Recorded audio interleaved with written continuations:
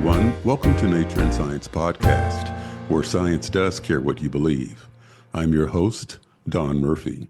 We explore the science behind the latest technological developments, ask the deep questions about existence, and seek verifiable truth, leading to a clear view of reality. On this episode, we speak with Dr. Zafra Lerman about how science and chemistry is being used to promote peace in the Middle East. She is an American scientist, chemist, educator, and humanitarian. She is the president of the Malta Conferences Foundation, which aims to promote peace by bringing together scientists from otherwise hostile countries to discuss science and foster international scientific and technical collaboration. From 1986 to 2010, she chaired the American Chemical Society's Subcommittee on Scientific Freedom and Human Rights. She has been successful in preventing executions, releasing prisoners of conscience from jail, and bringing dissidents to freedom. Zafra, welcome to the program. I want to know you were a young child growing up in Europe. What was it that inspired? Grew up in Israel.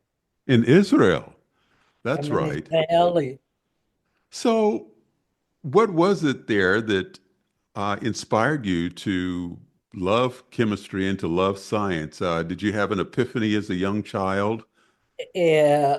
Israel was a developing country when I grew up, Right. and there were two things that fascinated me, and people had problems to answer me. First, by the age of 2, I had identical twins living next to me, and I thought that it's a fascinating phenomenon by the age of 2. And I decided that I should have one like that, a twin. And I would sit in front of the mirror and by the age of 2, and I was sure that I see my twin, but she does not want to come to be with me. And I would open the door of the closet back and forth, and I didn't see anything behind. And I said to my parents, this must be my twin, but she doesn't want to come. And they said, no, it's you. I said, it's me. How am I there? Right. And they really were helpless in explaining. And this fascinated me. I spent in the front of the mirror hours, and I followed other people to the mirror because I wanted to understand how are they there. And the second thing was that we had a box like that from wood. I lived in Haifa, and the box kept on saying, this is the voice of Jerusalem. And Jerusalem was so far away from Haifa, so I started going around and asking people, how come that I am in Haifa, but the box says that I am listening to the voice of Jerusalem? And Mhm. these two things by such a young age, followed by a lot of other things that I started asking question about. So it was very clear to me by a very young age Yeah, that I did not know the word science. I did not know, but it was first I realized that I'm a little bit different from other children.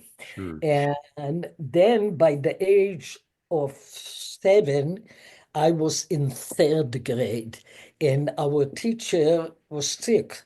So the principal took the 3rd grade to 8th grade, told us to Mhm. sit quiet, and he taught algebra, and he put a question on the board.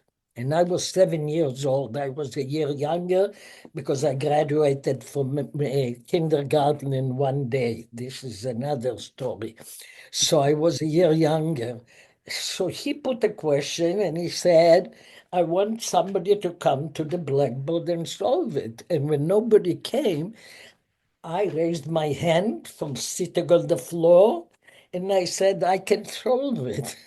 And Hmm. the teachers that was the principal that brought us there said, "You can solve this question?" I said, "Yes." He said, "Do you know algebra?" I said, "I don't know what it means." Did somebody know? But I went and I solved it. And Well, then he Zafra, you said something very important several times using the word question. And that's where it seems to have all began with you. And perhaps we can say a few words about questioning and science, because part of the tagline of this podcast is never stop questioning. And that started you off on this journey in science because you had a fundamental question and you kept asking questions. And then you were challenged by another question from one of the teachers that stimulated you further. And you walked up to that blackboard and said, I can solve that problem. I can answer that question. correct. I always was driving everybody crazy with a question. Why? Why is that? Why is that? And remember, Israel was a developing country. We did not have science museums. We did not have a lot of things that developing countries have. Mhm. So it was really very hard to get answers and to find people that will give you the answers to your questions. But it's true, but my questions really led me to understand that I want to become a scientist. Well, it's interesting. You wanted to become a scientist, and now here you are many years later. And I read somewhere, correct me if I'm getting this wrong. I don't get everything right, especially at 75. Uh, but Young, ho- 75. yes, how do you define science, especially in light of where I read somewhere that you believe we only have one nationality, and that's science? Let me That just fascinated me. Yeah, but let me just correct. I'm not the author of that sentence. Okay. This sentence came, I don't know if you read that I'm trying to use my science since September 11 as a bridge to peace in the Middle East. Hmm. And I bring together scientists from all the Middle East countries that fight each other Right. regularly. It's Iran and Iraq and Syria and Lebanon, and the Israelis are there, the Palestinians are there, Jordan, Egypt, every Middle Eastern country that you can name is there. I bring them together under one roof with several Nobel laureates to develop collaborations on issues that are important to the region. It's the water. There is not enough water in the Middle East. The energy, science education, food security, and they develop collaboration and friendships that overcome the chasms of distrust and intolerance. And we had a interviewer, I don't remember if it was newspaper or television, and this interviewer asked an Egyptian lady chemist that participated, "What nationality are you?" Because there are all the 15 nationalities there. He wanted to know. She was Egyptian, but she did not answer Egypt. She answered, "Here in the Malta Conferences, this is the name of the conferences, we have only one nationality, all of us, and this is science."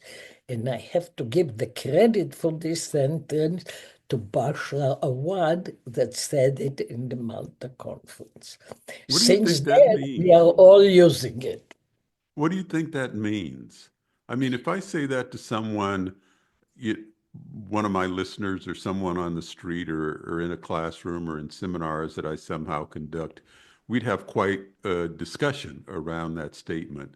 So what do you think she meant by saying I'll one tell you what she nationality meant. science? She meant there is zero differences between us in this conference.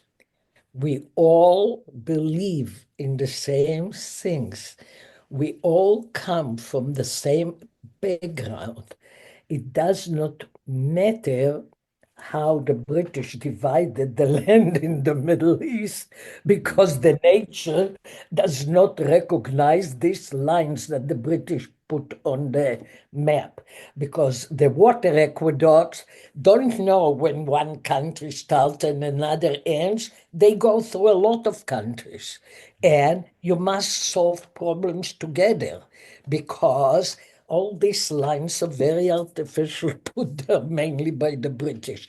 So she meant we are all the same. There is no Exactly. And in a between. deeper sense, it speaks to our common humanity, doesn't it? Correct. Yeah. Correct. This is what the Malta conferences are doing. They are taking practically people that are supposed to be enemies. They shouldn't talk to each other. And they all worked to solve it, a platform where all these people see what unites them, not what separates them. It gives them a platform to realize that they can be friends and stop demonizing the unknown other. Right. And it's catalyzing collaboration that can be cornerstone for peace. We don't have differences there. The Right. differences that of nationalities is really because there are lines on map and they put us in different parts. Yeah. But we're, all of us feel in Malta that we are all having one nationality, and No, this that is science.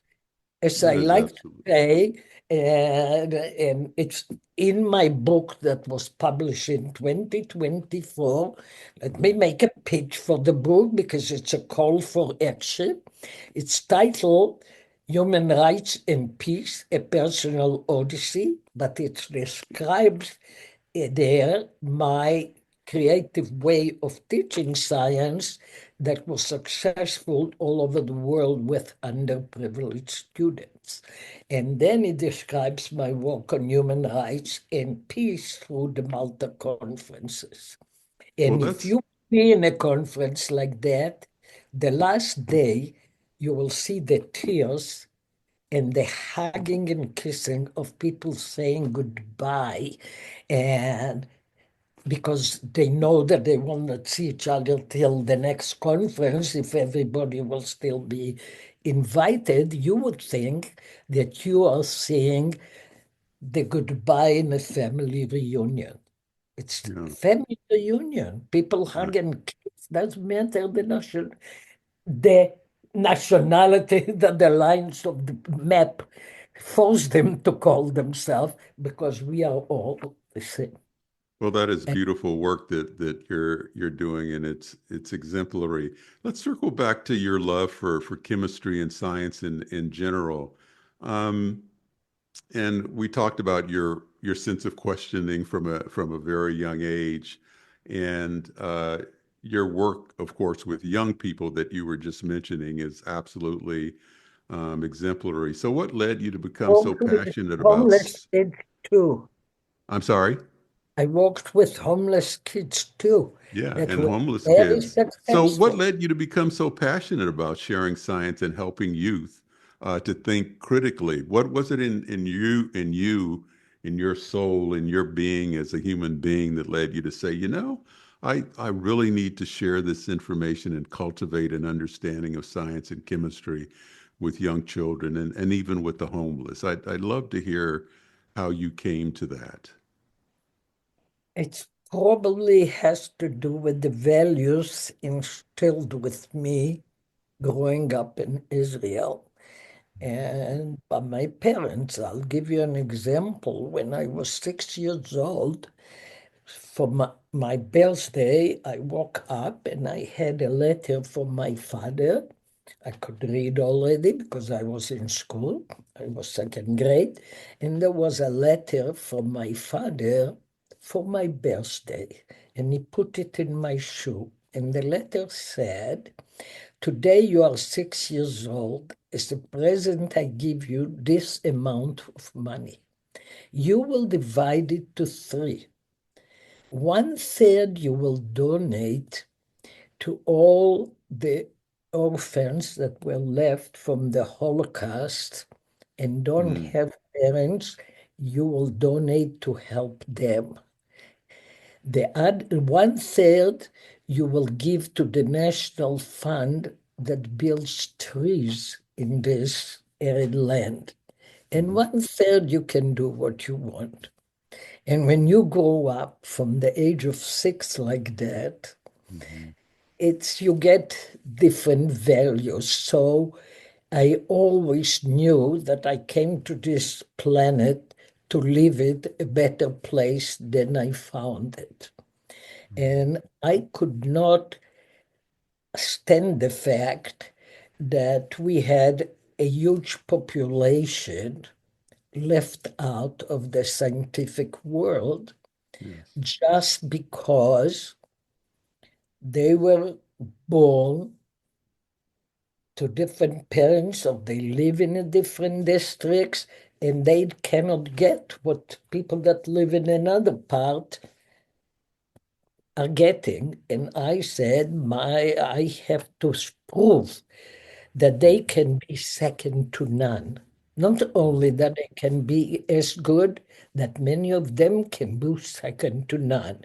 And I decided to devote my life to that and to use any method I need to use in order to make them successful in science.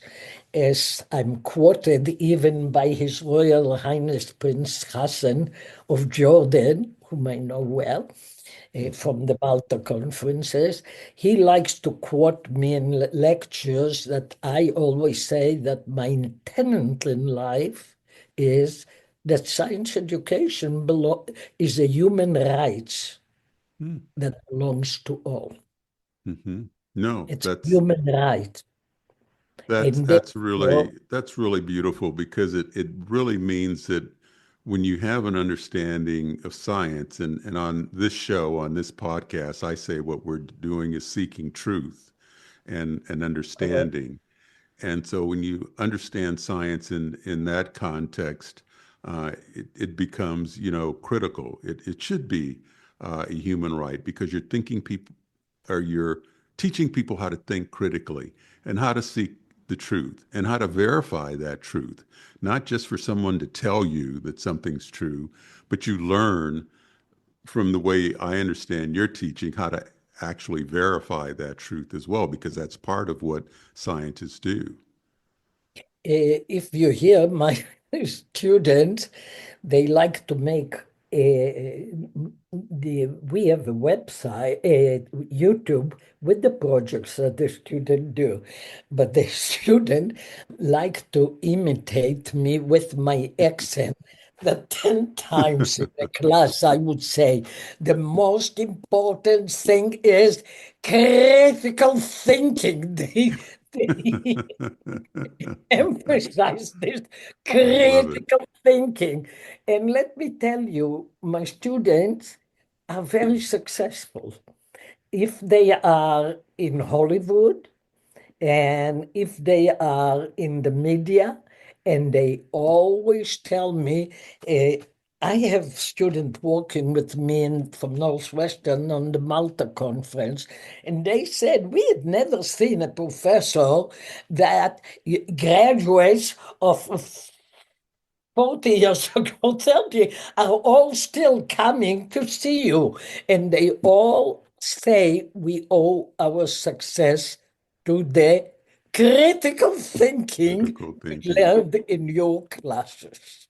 How And it's important that. very interesting that they all said, one student just told me that he worked for Bloomberg during the pandemic.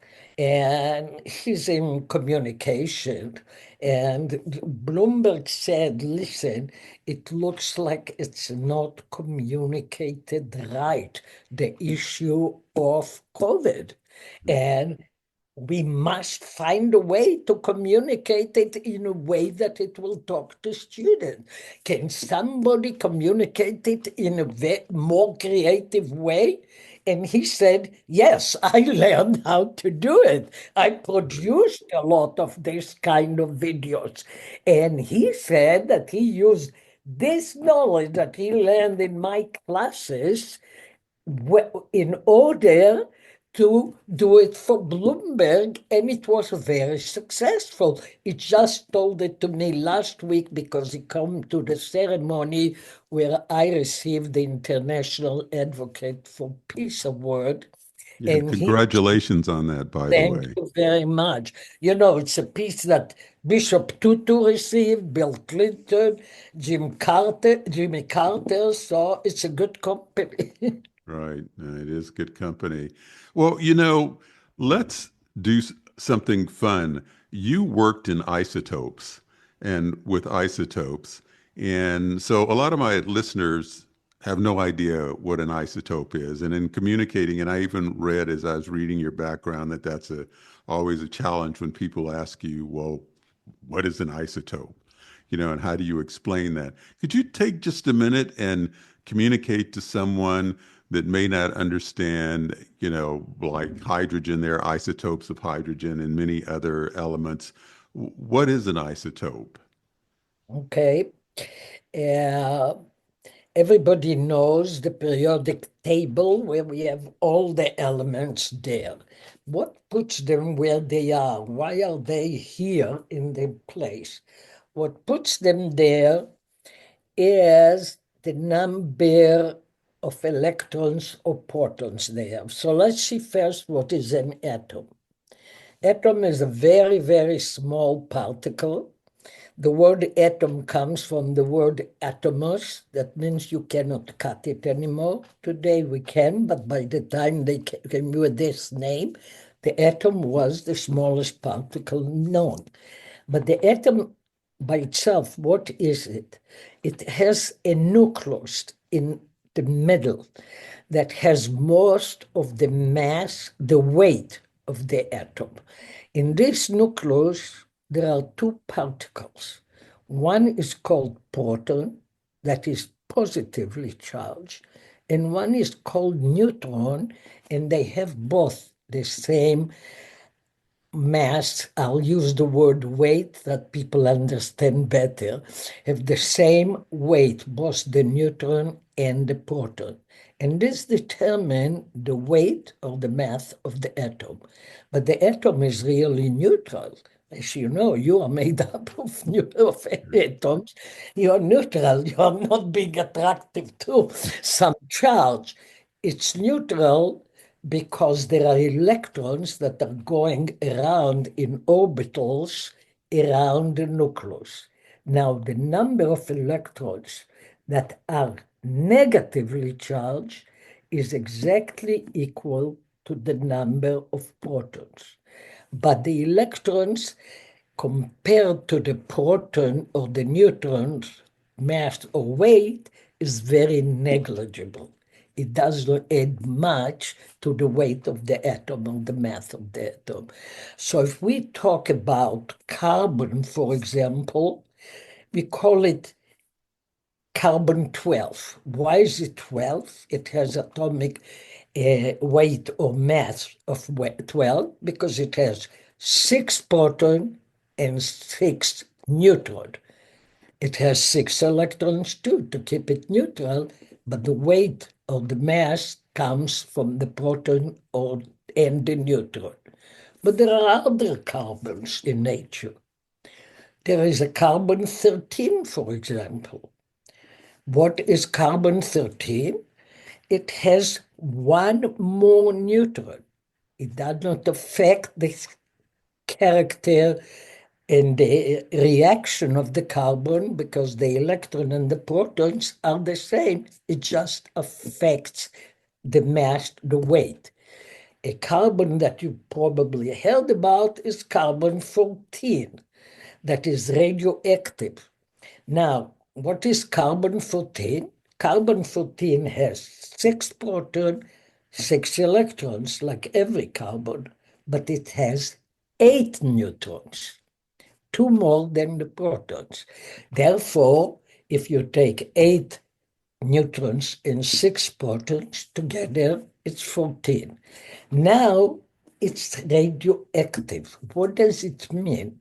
A radioactive element decays in time. And every radioactive element, and we have many of them, have different times that they decay. Few decay very fast, and few decay very slow. And what we measure usually is what is called half-life. Half-life is the time that it takes an element to go from its original mass or weight to half of it. For few of them, it can take seconds, days. For carbon, it takes 5,600 years. In carbon-14. Carbon-14. Thank you And so very much. carbon-14, just so our listeners understand, that's an isotope to The carbon-12. carbon-14 is an isotope to carbon. Isotopes are atoms that have the same chemical properties. They can form the same reaction, but they are heavier. And in my research, because of this difference in the mass or the weight, I studied how that affects the reaction mechanism, because my study was to see how a compound goes, a molecule from one side to become a product. Let's say a molecule divides and becomes two different molecules. How does it happen?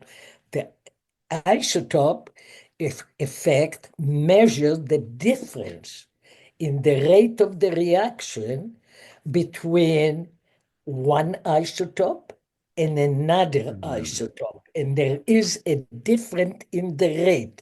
They form the same molecules, but the rate is different. The difference in the rate lets us understand what is the mechanism that it's doing. You know, what you just said and what you just explained, I guarantee you will clarify for many of my listeners not only what an isotope is, but how an atom is structured with its protons and neutrons, and then the electrons. I mean, that was a whole chemistry class in itself for some people, and you did it in 3 or 4 minutes. So I can see why you were such a good teacher in communicating these concepts to students. But we have limited time, and I also wanted to cover another aspect with you, and that's this nexus between chemistry or science and diplomacy. And you talked about people coming together, and the science is common amongst them. But can you cite perhaps a clear example of how understanding science can make the world a better place in a practical sense when people have a fundamental understanding of science? Because so many people, as you were saying earlier, just dismiss science. Oh, I'm afraid of it. I don't want to talk about it. Sadly enough, a lot of the politicians belong to this group. So this is a problem. Therefore, I call science education and human rights, because I believe very strongly that if everybody will be educated in science, I used to start my classes by telling the students to bring articles in from any magazine or daily newspaper that they want that deals with science. And then I would ask them a question: what does this article say? Chicago is surrounded by nuclear power plants, so there was an article What's the power plant? What is it doing? I said, you see, in order to be able intelligently to vote even, you have to understand what your newspaper is telling you. In order to be a reporter, what a lot of them wanted to be, you for sure have to understand the background of science. Anything you do in life to be an intelligent voter, you must understand science. And therefore, my effort is to make it accessible to all in any means I need. If I need to teach it through dance, be my guest. Dance the reaction. Dance how it's being done. And I taught homeless kids in a dance studio at night because the dance teacher was my student. And at night, I have pictures that we sit on the floor with a periodic table and they dance, for example, the depletion of the ozone layer. They danced the chemical bond. They understood the difference between, there are two different bonds, ionic bond and covalent bond. They did a dance on that. They understood it. CNN did a program 5 times. They showed it around the world, and they asked them the question. They knew perfectly. A lot of these kids went on to college to graduate with a degree in science, and 2 went for a PhD in biochemistry. Everybody can learn science. It's only has to be taught the right way, but it should be a requirement because every decision that a politician will make will be much better if they develop the critical thinking that they can learn in science. No, that's absolutely true. I'm in the arts. I mean, I love science, of course, and that's why I do this program. And I've led seminars for mostly for seniors when I lived in Ecuador, trying to increase science literacy. But I also have led seminars in poetry, and I absolutely love poetry. And I was curious to know if in the arts you had used poetry at all in your communication Sure, about because science. it's really not I use it. I use in my teaching the message that a teacher is just a helper in the sides, and everything is student-centered. So all these R's are the student using it. They are, for example, showing me their knowledge in any way they want. They can dance it, they can sing it, they can do an artwork on that. They can do a play. Let me give you an example. And a lot of them wrote it as a poem. And a lot of them wrote it as a song that they wrote and then sang it. And because in order to prove that my method of teaching is really teaching science and not diluting, I got a grant together with Princeton University. So we will teach the same class for non-science majors.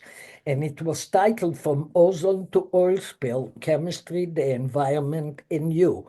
And every year, the National Science Foundation funded us for that. And every year, my student flew for a joint symposium with the Princeton class, who spent the whole day together. For many of my students, it was the first time they got on a plane. But this is just it's all in my book, Human Rights and Peace, Personal Odyssey, what I did with the students when I took them, because we stopped in New York to see a Broadway show, to do other things in addition. But I'll give you an example. They wanted to explain the ionic bond. So a group of theater students wrote a script that followed Romeo and Juliet perfectly. And sodium was Romeo and chlorine was Juliet. Chlorine is a halogen that has one extra electron in its outer shell, therefore it's negative, it's iron. Sodium is positive, and they showed, and I have in my head how the students say it. She asked him, "Who are you?" And he said, "I am sorry, I am sodium from the other side of the periodic table, because he is called the metal, chlorine is called a halogen," and he is explaining to him that I said it wrong. Not chlorine has an extra electron, sodium has the extra electron. Chlorine needs an extra electron to be a full orbital. So sodium says to chlorine, "My extra electron was not a fault with me, was made for you, halogen divine," because chlorine, and he gives her a kiss, he gives her his electron, he becomes positively charged, chlorine becomes negatively charged, they attract each other and they form the ionic bond. They got married, but it's Shakespeare. So then a water molecule comes, an ionic bond breaks in water. So water comes and breaks the ionic bond. So this is how they showed it. And they didn't make a mistake like I made now, because I don't see it really. So it's because the orbitals around, I'm not going to give a whole class now, are arranged that the last orbital is full when it has 8 electrons.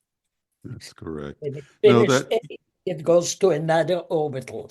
So sodium had the 8 and one more. So this is what, and chlorine had 7 at the end. So to be full, it took this electron. that's just fascinating. Again, a wonderful, chemistry lesson, and I hope enlightening for some people. So I have a final, more philosophical question for you, and I know you've had many experiences, especially growing up in Israel. But has there been something in your life that was transcendent, something that changed the way you viewed life? You either woke up one day or woke up in the middle of the night, like I've done many times, and gone, "Wow, this I don't understand how I'm here. This is like a miracle." But has there been something in your life that's been transcendent, something that happened that changed the way you view things? You just mentioned that I grew up in Israel. You grow up with wars all the time. You grow up in a shelter. My brother was, this probably changed my life. My brother was very badly wounded when I was 10 years old, with a bullet in his lung that came from the back, came out from the front. He lost a lot of blood till he came to first aid. There was no chance that he will survive. And I had never seen my father crying in my life, but when he managed to arrive to a hospital, it was a made-up hospital. It was really, there was not enough hospital. The oxygen was like we had in the lab. It was a tank and a funnel at the end, and my father was holding it so he could breathe, my brother, and my father washed him with tears. And this changed when we were told that there is no chance that he will survive. This really gave me a completely different picture of life. He survived only to be wounded much worse 2 years later, because he was an officer, he went back, and he was wounded the same, lying 0.5 millimeter from his heart. And after these 2 experiences, I decided to devote my life to science and to peace. I couldn't see any reason. I'm looking at the Malta Conference, and I'm seeing the Israelis and the Palestinians hugging each other, the Israelis and the Lebanese. I said, what? Why can we not take the whole world and make it a big Malta Conference? Why? Why is this hatred? One thing I always told my students, and I was very disappointed to hear the question in interviews of Columbia University in New York, when the students said from the river to the sea, and they were asked what sea they are talking. Many of them said the Black Sea. I was very disappointed with the education that they get for $90,000 a year, because my student, I used to tell them, I want you to be active. I want you to demonstrate for the right issue. And you can be on any side you feel strongly. All the time you do it from a knowledgeable, intelligent point of view. Study it before you go out to the street. And this was my message always to the students. Don't be a follower. Followers are the ones that are causing the trouble in the world. That's Don't be very a true. follower. No, learn what you are standing for. And I was extremely disappointed, and I felt for the parents that pay so much money for their students to know nothing about Nothing. the black. Understand. So, final question. What's your hope for humanity's future? What are you hoping for? My hope in life is to be able to form a critical mass of people that can start a chain reaction for peace. That's The beautiful. atom bomb, you need a critical mass to start a chain reaction for destruction. I want a critical mass of people that will start a chain reaction for peace. And I am sure with education, it can be achieved.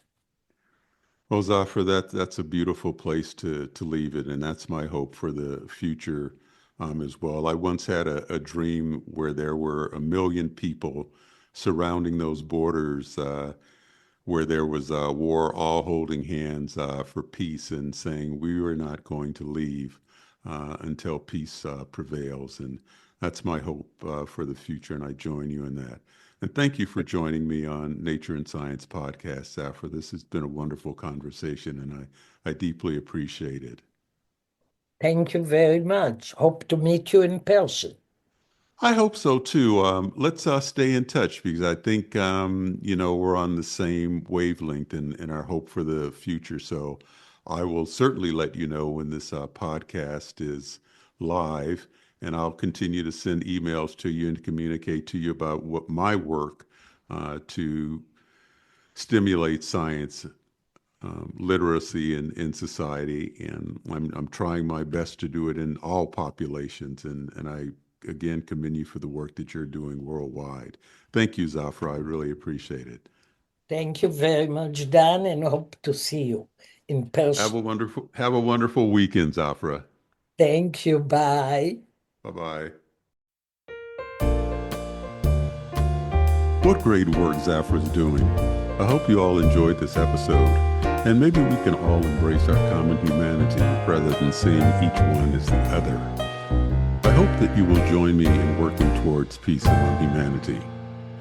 Ever wonder how you can tell one of those deep fake posts on social media? Dr. Demir will join us on our next episode. She'll tell us all about how her work is being done to expose deep fakes. You can now become a member of Nature and Science Podcast by signing up at patreon.com/Nature and Science Podcast.